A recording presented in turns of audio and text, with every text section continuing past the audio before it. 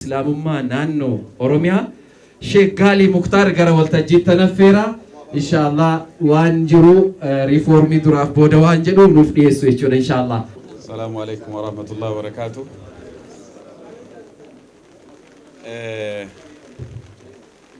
كندا درسي ربي غلطي فدنا ربي هدا نوغه الحمد لله رب العالمين.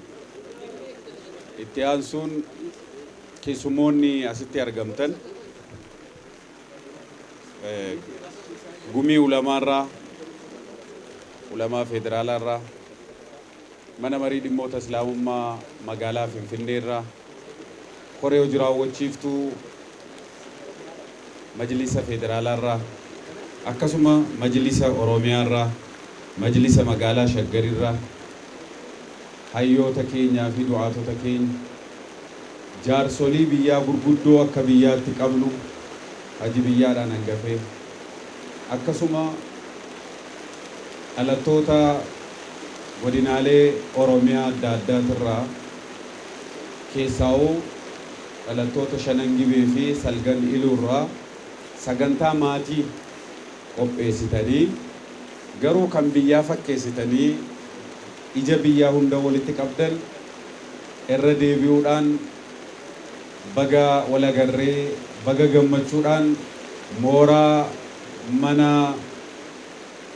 obboleessa keenya Dr. Muhammad Saleh sadarkaa taanaa mana marii dhimmoota islaamummaa waliigala Itoophiyaatti sadarkaa taanaa pirezidaantii fi akkasuma hoogganaa damee hajjii fi umraa kan ta'an asitti yeroo wal geenyu gammachuu gurguddaatu nutti dhaga'ama. Inni jalqabaa Rabbiin fayyaanuu kennee nageenu godhee kaleessa waan keessa dabarree nurra warra umurii dheeratetu beeka. Haa ta'u garuu umuruma keenya kana keessatti namni diiniidhaaf qabsaa'u yeroo 2, 3, 4, 5 namni ni dhamin hin jiru. Darbumaa asittuu jechuu barbaadeetan. Rabbiin sana keessa nu dabarsee haddaan nu gahe alhamdulillahi rabbil alamin. Aadaan baratame tokko jira.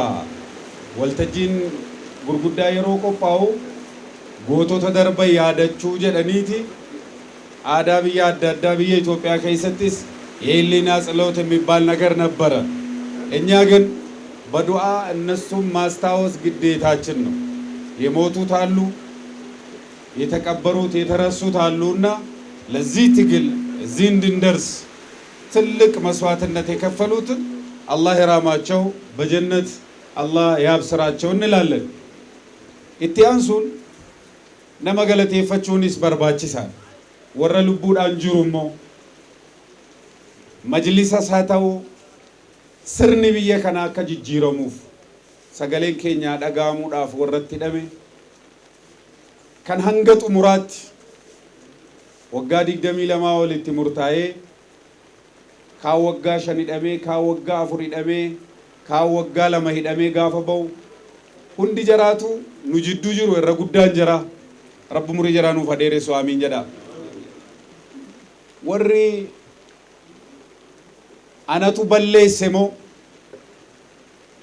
ኢሲንቱ በሌሴ አመኩን አደበው ቲምበው ጀዲያ መዲን ጀበል ከነሞ ከናሚት ኢፈማ ጋፈዱ መለቴ ሲበይ ጀናን ኢምበው አናፊ ወያኔ ኬሳ አባበሌሴ አመበረሙት ጀናን ቦደ ከደተሜ ከምበይ ኑጅዱ ጅራ ተክቢራዳን ኑሲመዳ ማልታተ ከሌሳ ያደቹን ዋይዱኑ ገርጋር ወሪሞ ዱአይ ከደቹን ይሳተው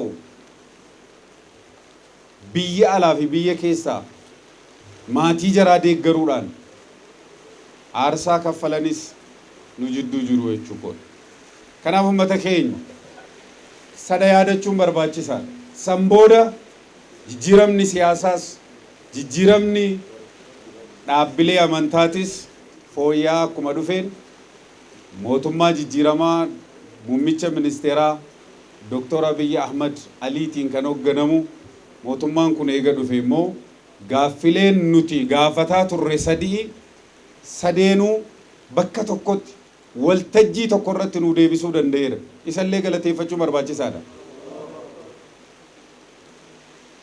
كبرلمان برباچي سو برلمان أكا مركناوف كان إمو مرتو وجنسا برباچي سمو وانكا بانكي دلر بليسا والتجي تقررت مرتي سودان ديجو كنافس warri kana keessatti shoora qaban galatoomaa jecha hunda caalaa majlisni federaalaa riifoormii duraa fi riifoormii booda irratti haasa'ii naan jedhani miti ani wayi majlisa federaalaati ani majlisa oromiyaan hoogganaa akkanuma kanaami isumaa'u riifoormii booda utuu jedhamuu dhiisee filannoo booda utuu jedhame gaarii ture alaa kulli haal tarii bakka abbaan injirretti ilmatu haasa'a jedhanii anis ilmuma doktor Sheikh Haji Ibrahim Tufaarraa tokko waan ta'eef ta'uu danda'a isaaniin bakka bu'ee bakka isaan bakka nan buufannetti garuu haasa'uu hin danda'u na of kolchaa jecha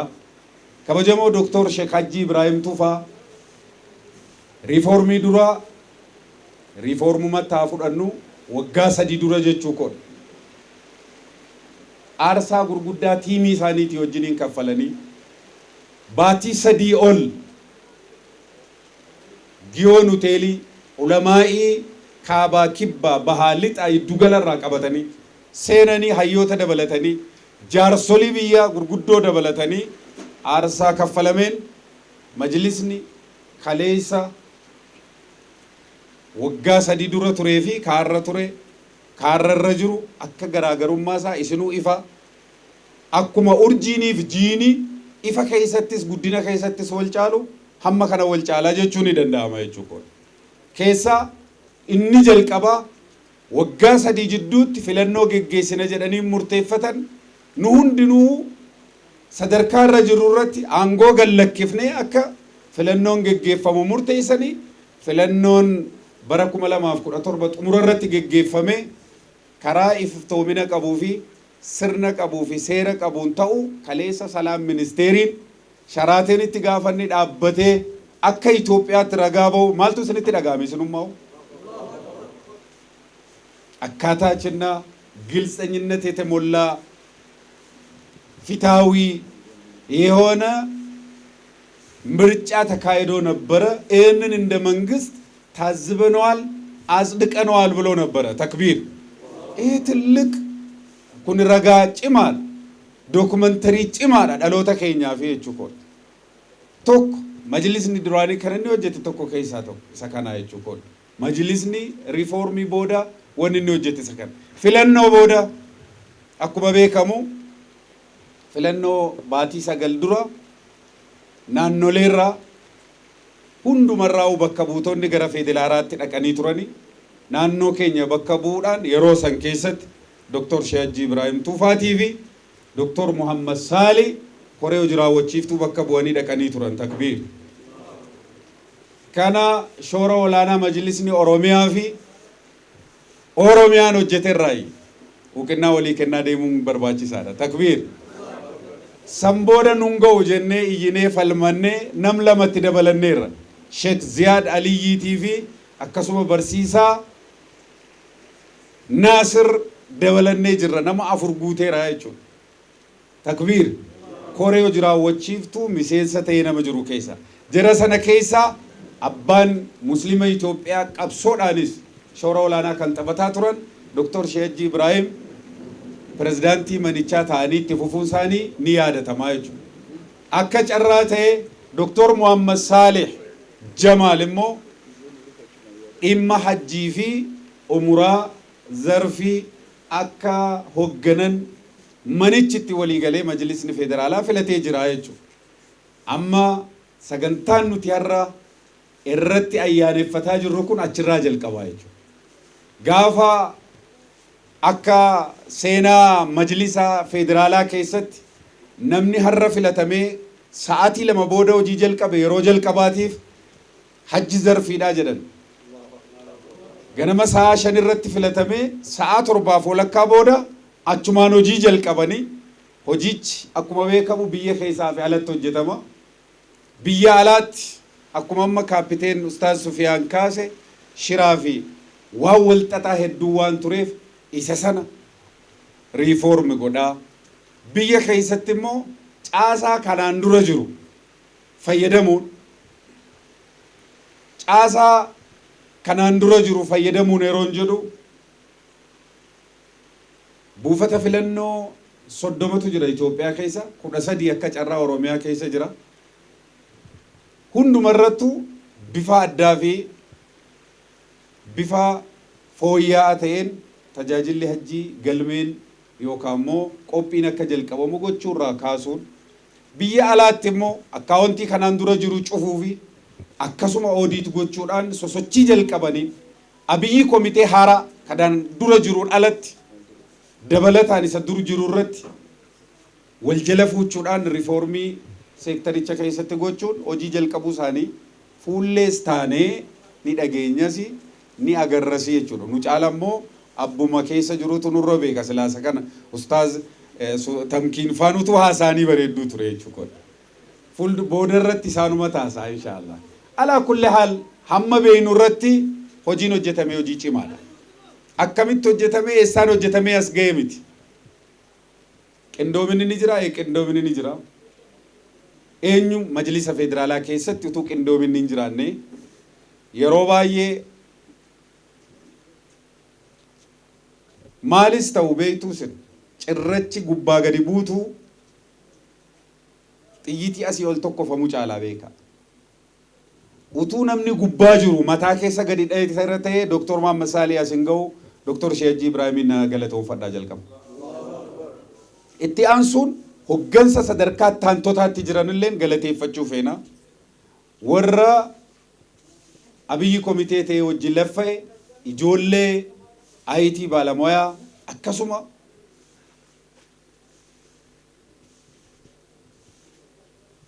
namoota hedduu gaafanii yeroo darbe hajjiitti dhaynee arginee turre wallahi warra alkan sadii rafne jedhu faatu jira jechuudha. Quuqamaa warra hojjete. Jarri sunillee galateeffachuu barbaanna. Alaa kulli haal ummata keenya injifannoon dhufe kun injifannoo xiqqaa miti. Injifannoo guddaadha. Sini galaa jira? Akkamitti yoo jettan waggaa 7 kana keessa hedduutti hajji zarfiin yeroo lama maanoo tuqee qaxxaamee ture. Sini galaa jira? Riyaala 600 riyaala 400 yeroo qaxxaamaa turetu jira jechuudha. Negatiiviidhaan galama qixaaxaan galama ture. Amma garuu zeeroo miti bakka irraa kaa'ame. Zeeroo gadii kaa'amee badhaasa sadarkaa olaanaa addunyaa irra jiru isa tokkoffaa qabachuu jechuun guddaadha kun takbiir. Guddina isaa abbaa kaleessa beekutu beeka waan ta'e.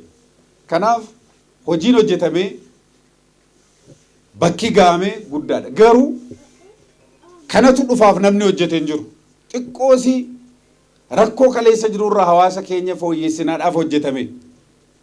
Garuu rabbi badhaasa godhee jijjiire alhamdulillahi rabbil alamin. Inni lammataa seenaatu jijjiirame. Kaleessa ergaa kaleessaa keessaa Dr. Sheejii Ibrahim waan kaasan qabu. Bakka guddaa ga'uurra guddina san tikfachuutu irra ulfaataadha jedhanii turan. Amma kan nurraa eegamu garuu bakka amma geenye kanarraa akka gadi hin buuneef xinqaaqee gochuu fi shoora olaanaa taphachuun garuu dirqama keenya. Inni lammataa isa hojjetteetta jennee galateeffachuu fi jajjabeessuun isan hojjetin immoo in hojjennee jajjabaadhu jedhanii gorsuun nurraa eegama. Kanaaf warri kaleessa akka biyyaatti sagantaa qopheessuu akka dandeenyuuf lammiidhas jarrisa waan ta'eef. Kana qofaa miti. Dhimma amantaa sagaduu qofatu hin taane dhimma nagaduu carraa nuu kennames dhimma dinagdee isa san fooyyeffachuu akka dandeenyuuf dhimma silaa hawaasa keenya laallatu hawaasummaadhaan wal qabatee isarratti waan gaarii hojjechuu akka dandeenyuuf carraa kanaan abbootiin aalimoon naggaadoon abbootiin qabeenyaa as jirtan akka nu cinaa dhaabbattan amaanaa isiniin jechuu barbaanna.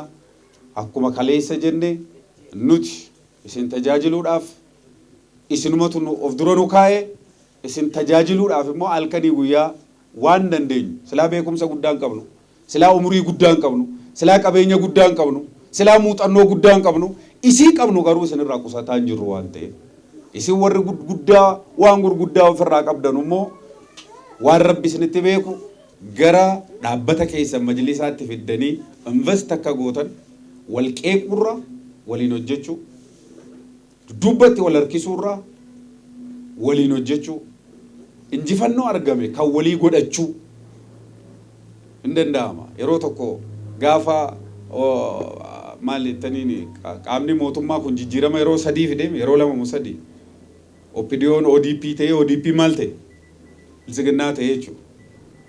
Taazaabii taanee hirmaannee turre gaafa OPDO'n ODP'tti jijjiiramu dubbii kana naa qabaddaa. Marii wayii irratti maaltu dhufee isinitti fakkaata? Injifannoon kan eenyuuti irratti wal lolamaa? Inni kaan lakki warra dur waggaa 50 dura qabsaa'ee jedha. Lakki warra nu warra keessa taa'ee jedha. Lakki warra karaa cufee qabsaa'ee jedha. Sadiitti ba'an jarummaanu. Nuti silaa jaarsummaa dubbannaa miree achis dhaynu. Akka taazaabiitti. Yaa jira keenya harkan baase. Sheekiin haasa'uu hin danda'a een danda'a jedhan. Injifannoon kan Oromootiin jedhe. Abbaan Oromoo ta'e keessatti of argu. Sidii galaa jira. Isin akkas jettanii qeesiif sheekii paastarii keessaa dhiisuu deemtu nuti yeroo isin dullaadhaan ol kaatan du'aayii kadhannee ramoo kadhannee itti dhabnee ramoo itti ni dhabnee. Kanaaf jaarsolii biyyaa dagataa jirtu hundaa'u hin ga'a waan ta'eef. Majlisa keessattis injifannoon dhufu kan waliiniiti. Takbiir. Kan muslima hundaati. Kanamo kanaa miti. Raddaatiinis, shufeeriinis, abbaan qabeenyaas, tasaafariinis dildila ce'aniiru taanaan hunduu ceeraa jechuudha. Takbiir. Garuu shufeeriin dagatamuu hin qabu. Isatu fireenii qabee, isatu maarshii galchee. Kanamo kanaa miti. Raddaatiin dagatamuu hin qabu ka barrii cufe. Akkanamo kanaa miti.